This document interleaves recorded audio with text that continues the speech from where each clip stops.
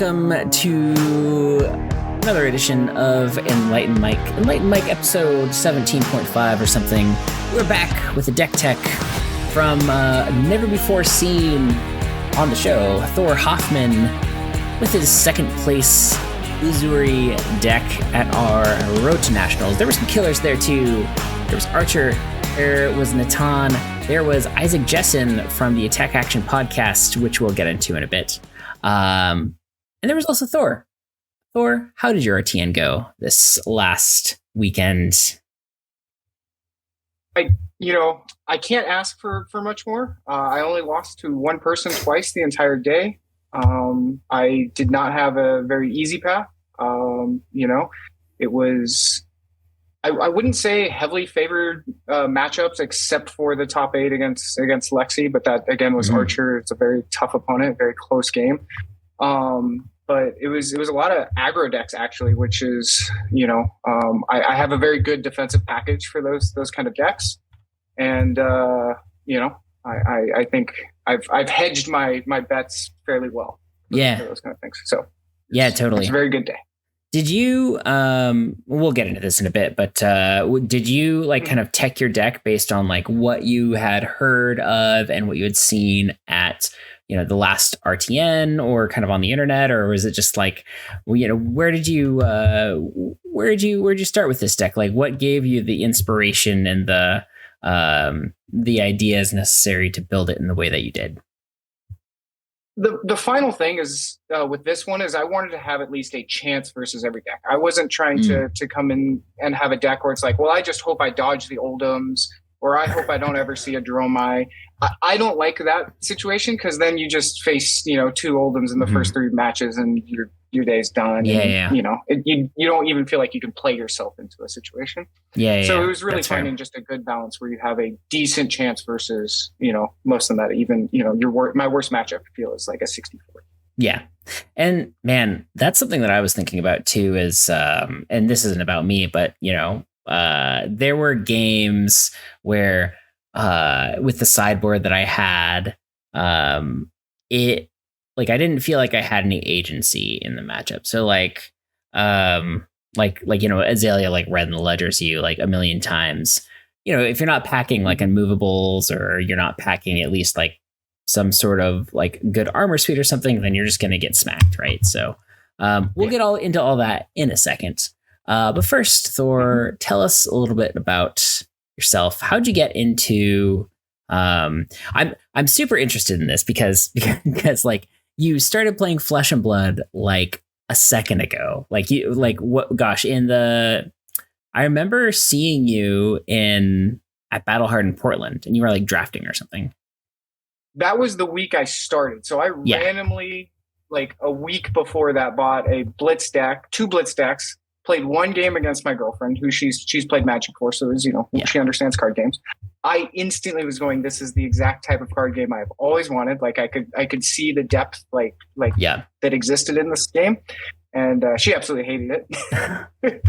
But we had very similar experiences with our partners where I bought Blitz decks, and this was in Monarch, and I bought Blitz decks, and I was hey wife, we should play this game together, shared passion, etc. And she was I hate it. And I was this is it. They cracked the code. So that's funny. So, okay. So you got Blitz decks, your girlfriend was not about it. Where did you go from there? How did you get farther into it? So I instantly just looked up what the common armories were in here in Portland, and shut up. I didn't have anything besides those 2 Blitz decks. I remember the first day I went to Fable. That was the first place I went. Jamar had a buy and played him with a Blitz deck versus Commoner deck. And just, showed up at the Battle Hardened, which was that weekend. Just kept showing up. Finally, after 2 weeks, I think I had my full first CC deck. Nice, dude. And that's it was instantly. It was love at first sight. Yeah. Shout out to Jamar, local here in Portland, resident ninja aficionado. That's really cool. So I love hearing how people fall head over heels in love with this game. I definitely did. I know you did. What have you played competitive card games before?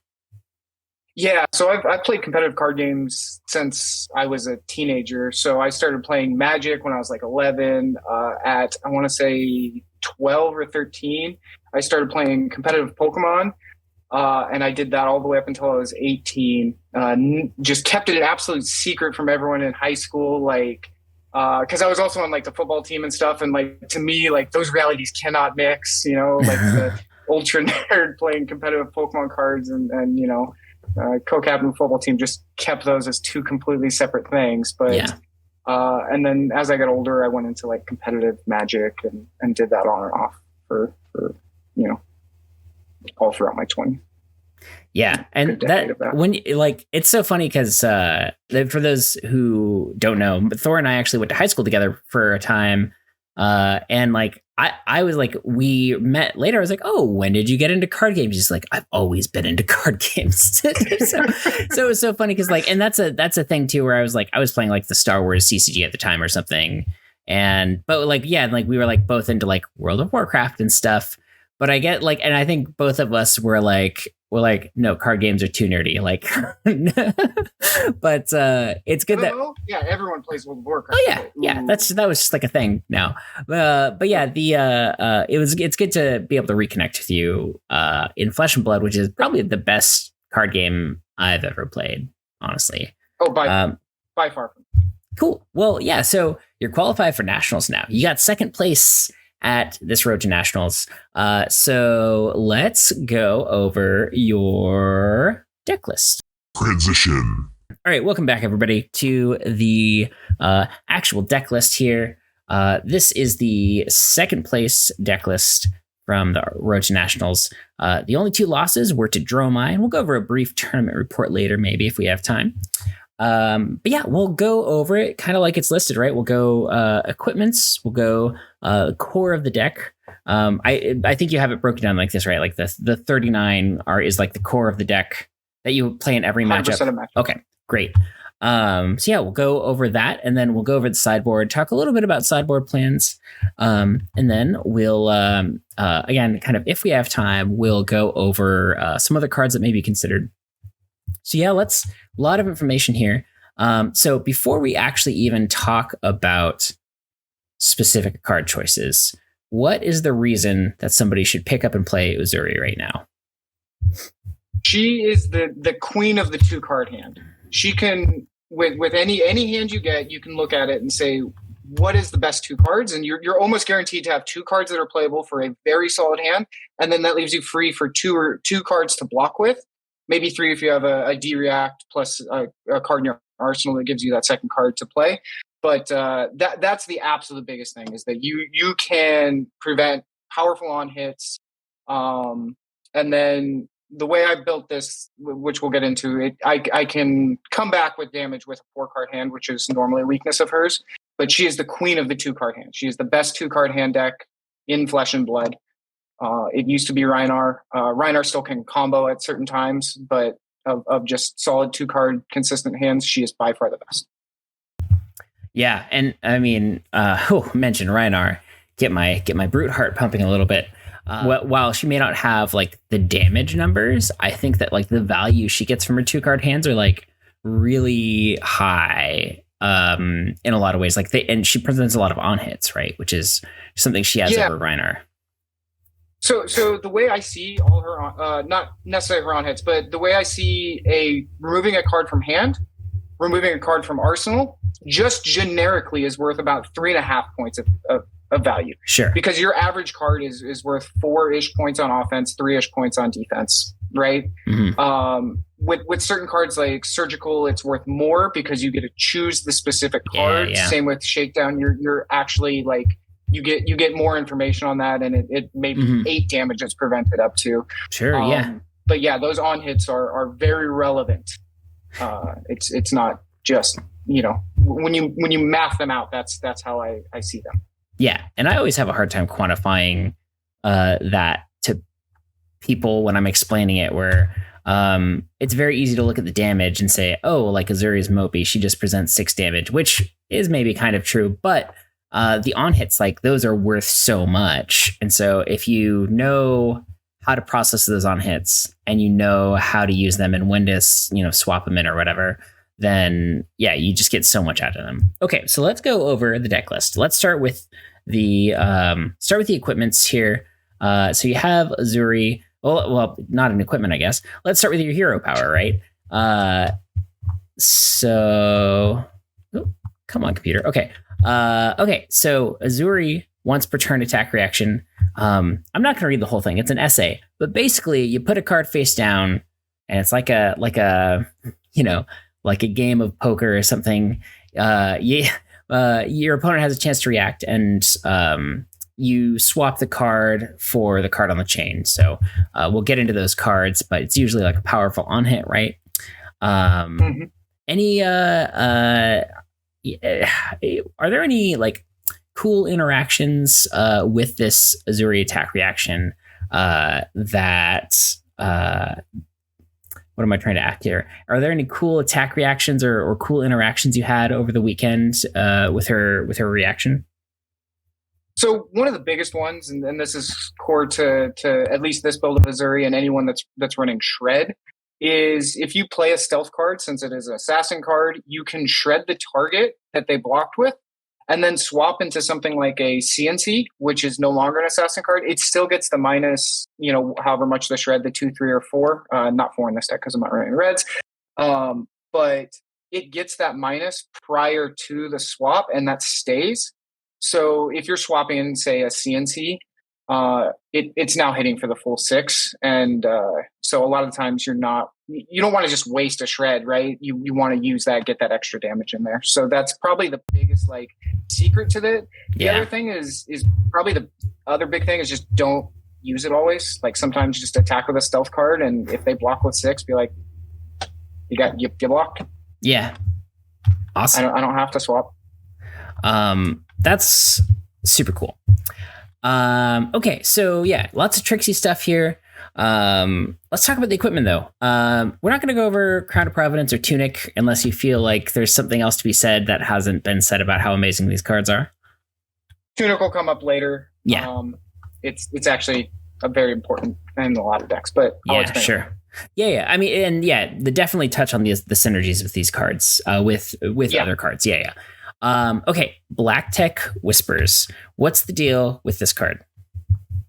So oddly enough, the on hit attack reaction for it to give you your assassin attack go again on hit, I would say is actually even worse than just the fact that it blocks for 1 and often gets reoccurred at least once per game in a lot of matchups and gets another breakpoint block. Because there's a lot of 4 attack on hits out there with Lexis, 7 attack on hits with lets you 8 attack lets you block multiple breakpoints then. Yeah. Yep. And that's gigantic key in this. And then the on hit, especially with things like isolate, gives you those go wide turns, which my deck has the capability of doing. Sure. So yeah, it's just a solid piece of equipment. You run it in every matchup except for Open. Right on. All right, and then the other one that I see here is Flick Knives. So legendary from one of the new legendaries from Outsiders. Tell us a little bit about this card. How many knives did you flick? I mean, quite. So total number, probably somewhere around 7 or 8 throughout the course of the 9 matches I had. Yeah. That's impressive. It got me the win versus Archer. Wow. That was he didn't block enough because he had to try to save the turn and flick knives for the killing blow. Yeah. Wow. And a lot of the aggro matchups, you'll flick knives when they're at 7 or 8 life so that then all of a sudden you're threatening lethal with the swap and a flick knife throw. Oh yeah. Well, because what's cool too is that when you flick knives, it counts as a hit. So Orbitoclast or Spider's Bite or whatever, all the cards that reduce their block then. So they can't just block with one card and swing back. They have to actually consider using multiple cards to save their life total. Yeah. some decks that are like very heavy with the types of cards they want to block with. Like Lexi, for instance, wants to block with their arrows because they block for 3 versus everything else that blocks for 2. If you have a go again card, you flick knives at the go again because it doesn't count for the cards that they've already blocked with. But then the next attack you're coming for that you want to push through the damage, like a stealth card, so you go like Ravenous Rabble into stealth card. Sure. They have to either overblock or you get out the win. This deck is really good at grinding both players down to low lives, and then you have more tools to finish off your opponent than most decks do. Right on. At those super low close lives. Yeah, that's awesome. Okay, cool. So let's talk about the core of the deck here. So I'm just real quick gonna rattle these off, and then you can talk about them in whatever order you want. So Command and Conquer, Death Touch, Enlightened Strike, all 3 ofs.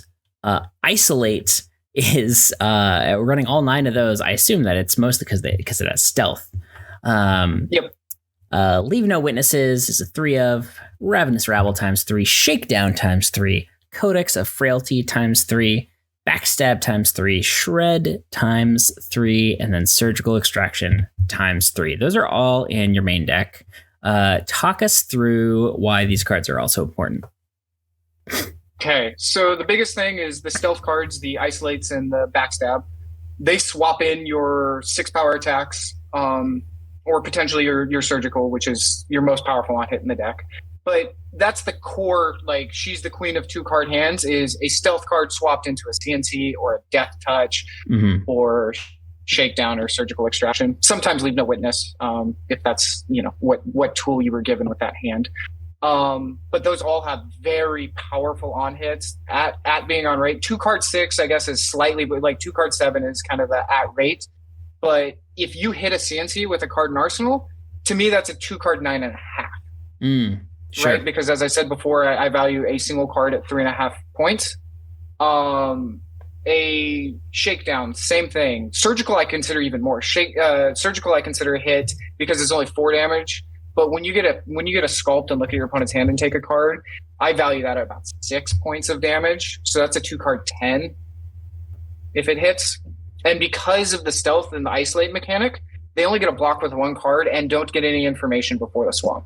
So the only way they stop them is with D-reacts, and that's fine. Like, that's how you stop damage. At that point, it's just on-rate blocks versus on-rate damage.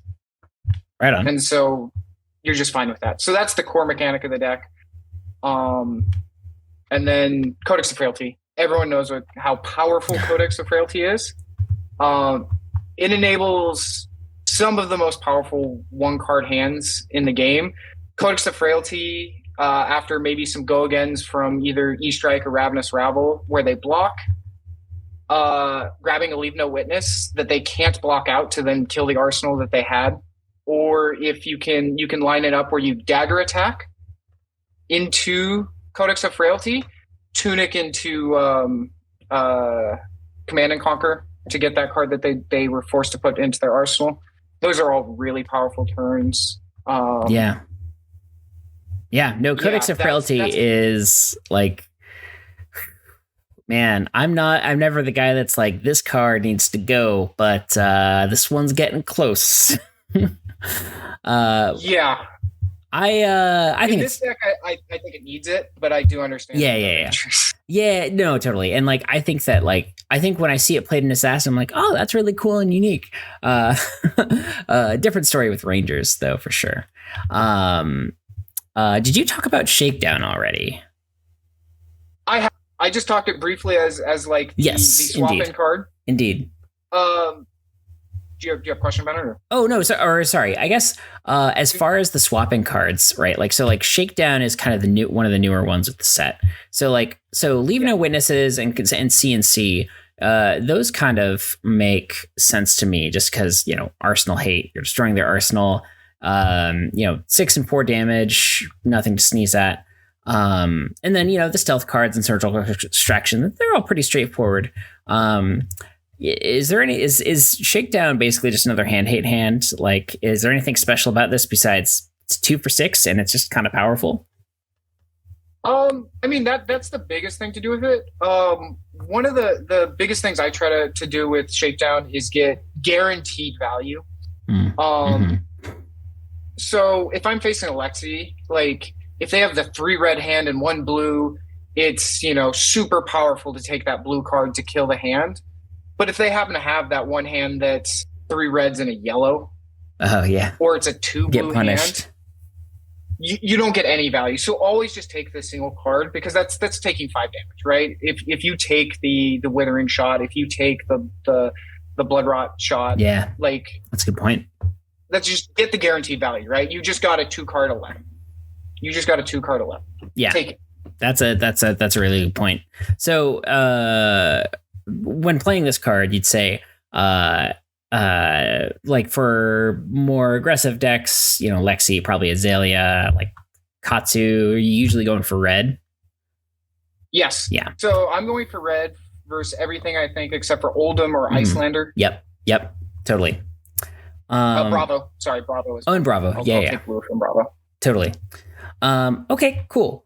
Now let's talk about the sideboard. So, and just, briefly, like general for sideboarding, it looks like, just because your deck has 39 core cards in it, kind of looks like your deck is like pretty modular. Like it seems like you have several different game plans.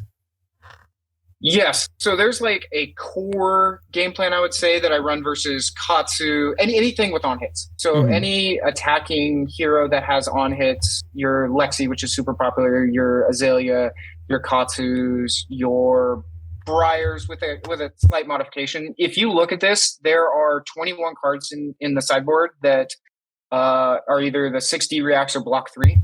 So your entire deck outside of Codex of Frailty and Death Touch, which are just 2 busted cards and you have to run them, blocks 3. Right and on.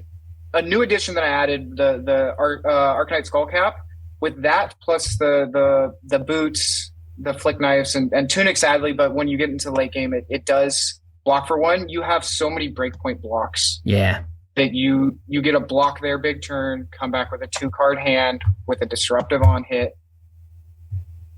And that's kind of the core mechanic of the deck. So you're able to block super efficiently. Nice. Yeah, no, I love that. I love seeing Skullcap have like a bit of a resurgence too, because Crown of Providence is really good. Like, don't get me wrong, but Skullcap is like, it like you said, it's just like blocks his on hits. Like it's 3 extra life. It's so good. Cool. You have all the 3 blocks. You have the D-reacts. Talk to us about some of the other stuff, right? So like Cadaverous, Contraband, Razor Reflex, Nimblism, that kind of thing. Okay, so Cadaverous Contraband was a newer addition to it. I previously was running some other like single attack cards, non-swap cards. And I had a little bit more issue with Dromai than I wanted, and wanted to like sure up that matchup. So I wanted to add a few more poppers to kind of have a few more like statistically more turns that I get to end their turn earlier than they would like, and then come back with heavy attacks. Versus Oldham, the Isolate swap into that, putting Codex of Frailty on top of your deck is super value. Versus any deck I'm trying to race, like Viscerai, same thing. If I can 2-card swap in Contraband, grab back Codex of Frailty, the value is just great value. Really high. Yeah. Well, and like I love calling out like putting back Codex of Frailty or whatever, right? Because like Cadaverous Contraband, you see it in like, I remember I guess it was last year's national season, the Malaysian national champion put Cadaverous Contraband in her Rhinar deck that she won with, and that makes a lot of sense because you get your Blood Rush Bellows back, you get a red barraging beatdown, whatever. I like being able to put Codex back on top of your deck, super powerful, and it's also another on hit that it's like, it's not like I'm going to destroy your arsenal or like make you discard a card, right? So it's like an extra little, like, it is disruption in that way, but it's also just like this extra little power boost for your deck that I think is really smart. So I love that. I didn't know you were running that card. That's great. Cool. And then Nimblism, Razor Reflex, just when you want to get aggressive, like what matchups do you bring these in? I run them versus Oldham or any what I consider the race matchups. So Viscerai, Briar, Briar, I don't bring the nimblism in, but I do versus Viscerai. Any deck where it's just like they're gonna put too much damage too early. I have to try to race them. The Razor Reflex has been gigantic in those because Death Touch into Razor Reflex into whatever other 2 cards you can throw in there. It's so powerful in this deck. It takes you from the, one of the biggest problems with a lot of Uzuri lists is she's the queen of 2-card hands. But what do you do with a 4-card hand? Oh, yeah, sure. And they enable you to have something to do on those 4-card hands. Yeah. Well, and it's nice, too, that, cards like Razor Reflex is like really sneaky powerful, right? Because cards like Leave No Witnesses or I mean, even like throwing it on Isolate and giving it go again and then coming in with another attack, like that's really good.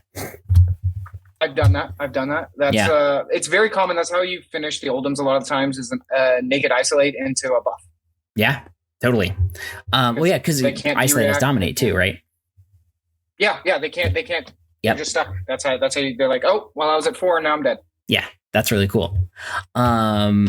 Cool. Let's talk. What about like Wither and Plague Hide and Shred? Some of these kind of more assassin cards.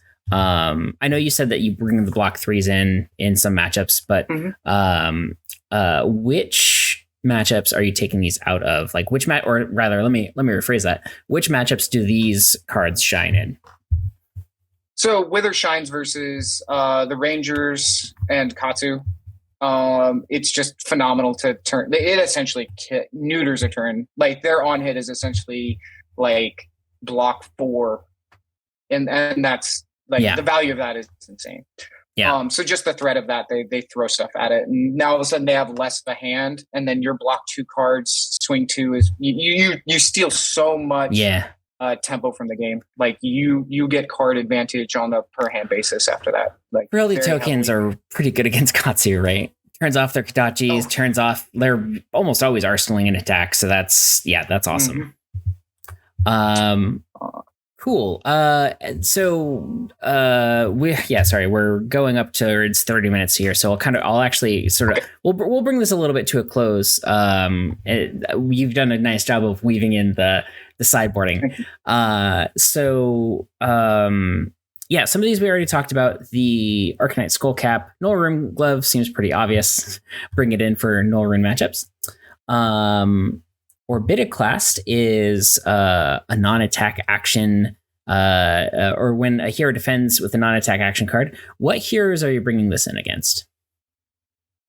Bringing that in, the biggest one is Dromai. The other ones where it's good is I bring it in versus the Rangers because they don't run defense reaction cards. It's amazing versus Dory because half of her deck is non-attacks, half of her deck is reactions. So I bring it in versus Briar because they want to block with their non-attacks.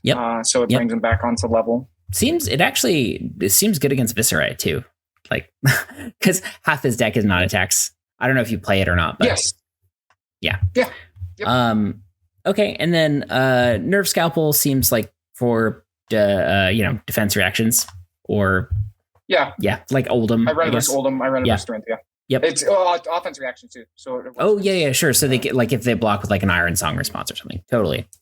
Same thing. Yeah. Great. Yeah. Good call out. Because it says reaction cards, not just defense reactions. So that's great. Yes. Cool. And then the last one here, another new one from Outsiders here, Vambrace of Determination. What is the use case for this card? This one has been Oldham, like purely Oldham. I don't bring it in versus anything else. Right on. That makes sense. It enables my daggers to get on hits and their blocks get really inefficient. Just wait till I get Prism back. You won't have enough Vambraces or enough Determination. Spectral shields, I guess. Anyway, cool. That makes sense. So yeah, it just gets through their crown. Seems pretty good. Cool. Yeah, so that's the deck, and we kind of talked about sideboard a bunch, so that's great. Any like closing thoughts about Uzuri, or maybe a hot take about where she's going to be in the next meta after we see Oldham LL? I think the where she's going once Oldham's gone is a lot of the sideboard can be shifted up a bit. Oldham is probably the toughest matchup. Maybe it's Dromai. Dromai seems really hard from both sides. Like I've played it on the Dromai side. I mean, and there's some things to consider, and you have a lot of poppers, but it's like it doesn't seem like it seems pretty good. Yeah, the advantage of this deck is it can go pretty wide. One card we didn't get onto is the Give and Take, which I actually think pushed this deck over the limit. I found I sat on Tunic way too long in a lot of situations. And as I mentioned before, most Uzuri decks have a problem with 4-card hands. They just can't use the entire thing. And Give and Take, you can Tunic resource into Give and Take and then do a swap. And that's a 3-card hand that's very powerful. It's threatening 9 plus an on hit. So like having another one of those in the similar slot to Come to Fight, I actually think it might be better. Nobody ever blocks it. They don't want to give you a Codex Frailty on top of your deck. They don't want to give you a CNC on top of your deck. Yeah, it blocks 3. Yeah, that's a really very good point.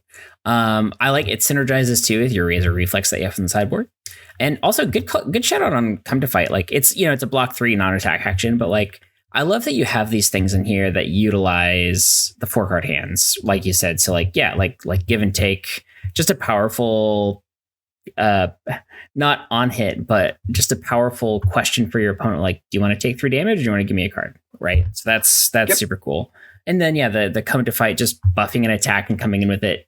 Right. Even if you don't have anything else to do or whatever. I love it. Another strong play is pitch a blue to attack with a dagger, play Come to Fight, Codex of Frailty, grabbing the Leave No Witness, playing it for 7. Oh my God. Codex is gross.